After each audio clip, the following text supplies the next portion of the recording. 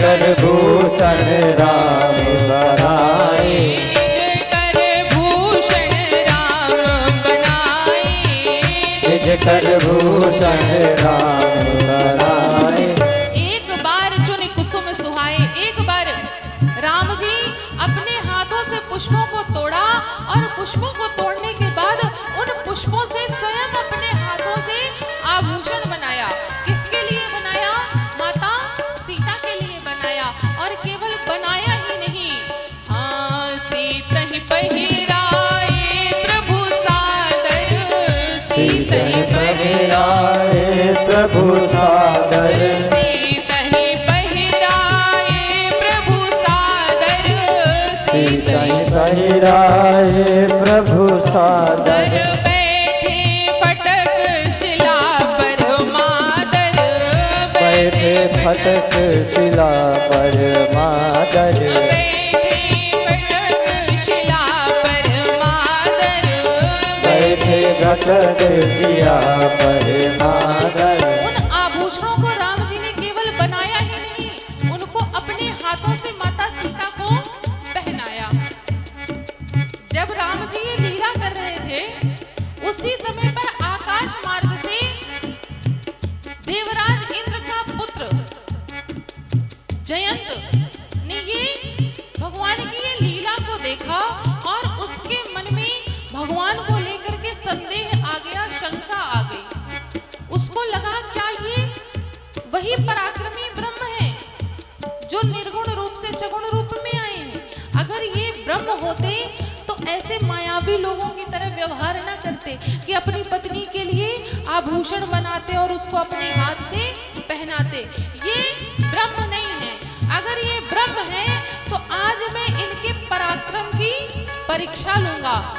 हाँ सुरपति सुत धरी वायस वेशा, सुरपति सुर धरि वायस वेशा, सुरपति सुर धरी वायस वेशा, सुरपति सुर धरि वायस वेशा। सठ चाहत रघुपति बल देखा, सठ चाहत रघुपति बलि देखा, सठ चाहत रघुपति बल देखा, सठ चाहत रघुपति बलि देखा। अगर ये ब्रह्म है तो मैं इनकी परीक्षा लूंगा। और जयंत चल दिया भगवान की परीक्षा लेने के लिए। किसकी? बल की परीक्षा लेने के लिए। और उसने कौवे का रूप धारण किया और पहुंच गया कहाँ? चित्रकूट में स्फटिक शिला में, जहां पर राम जी और सीता जी ये लीला कर रहे थे। पहुंचा और क्या किया? हाँ सीता चरण चोच हत भागा, सीता चरण चोच हत भागा, सीता चरण चोच हत भागा, सीता चरण चोच हत भागा। मूढ़ मंद मति कारण कागा, मूढ़ मंद मति कारण कागा, मूढ़ मंद मति कारण कागा, मूढ़ मंद मति कारण कागा। गया और अपनी चोंच से माता सीता के चरणों पर प्रहार कर दिया। माता सीता के चरणों पर प्रहार किया तो माता सीता के चरणों से रक्त की धार निकलने लगी। जब रक्त की धार निकलने लगी तो राम जी ने देखा और उन्होंने तुरंत जयंत को भागते हुए देख लिया।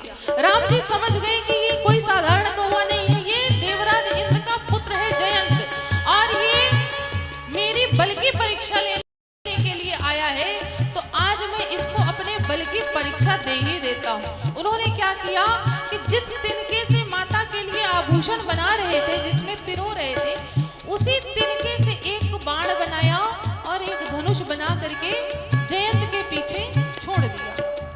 जब जयंत के पीछे वो धनुष छोड़ा, अब जयंत भाग रहा है कि अब मेरे प्राणों की कोई रक्षा करे। सबसे पहले अपने पिता के यहाँ गया, देवराज इंद्र का दरवाजा खटखटाया, कहा पिताश्री बचाइए। पिताश्री ने कहा क्या हुआ? कहे ये धनुष मुझको मार देगा, ये बाण मुझको मार देगा। कहे ये बाण किसने चलाया है? तब जयंत ने कहा रघुनाथ जी ने चलाया है, मैं उनके बल की परीक्षा लेने के लिए गया था। देवराज इंद्र ने कहा कि अब तुम परीक्षा लेने गए हो ना, तो अब तुम ही जानो, मैं नहीं जानता। और देवराज इंद्र ने गेट बंद कर लिए। सारी सृष्टि में जयंत घूमा, ब्रह्मा जी के पास गया, शिव जी के पास गया, सबके पास गया, लेकिन जयंत की रक्षा करने वाला कोई नहीं मिला। सब जगह से जयंत हार गया।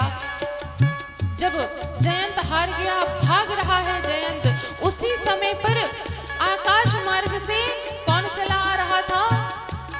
हाँ, नारद देखा विकल जयंता, नारद देखा विकल जयंता, नारद देखा विकल जयंता, नारद देखा विकल जयंता, लागी दया कोमल चित संता, लागी दया कोमल चित चंदा, लागी दया कोमल चित संता, लागी दया कोमल चित चंदा।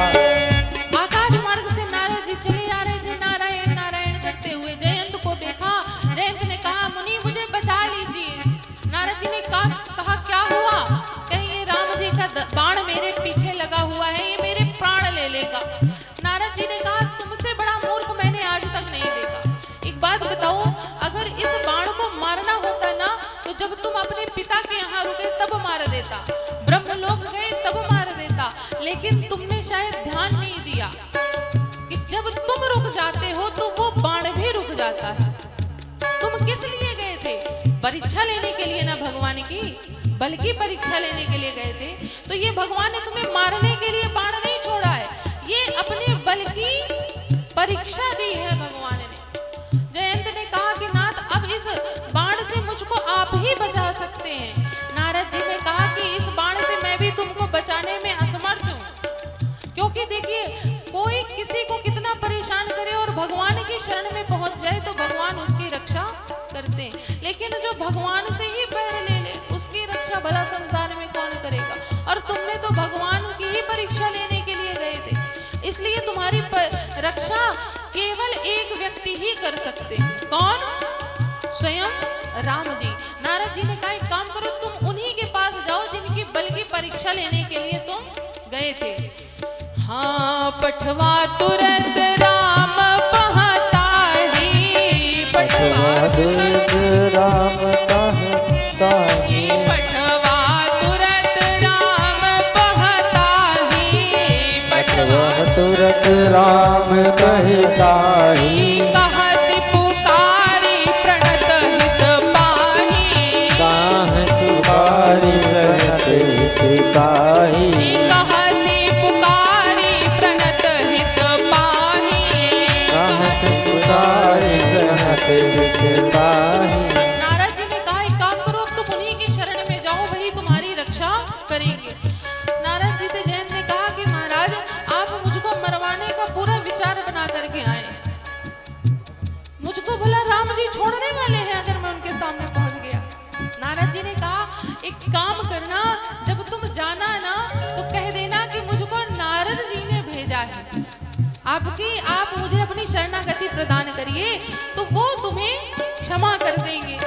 जब हम कहीं कोई काम से जाते हैं तो जब काम ना होने वाला हो तो कहीं ना कहीं फोन करते हैं किसी वीआईपी पर्सन को, किसी अधिकारी को, किसी नेता को कि भैया हम यहाँ जा रहे हैं, हमारा ये काम करा देना।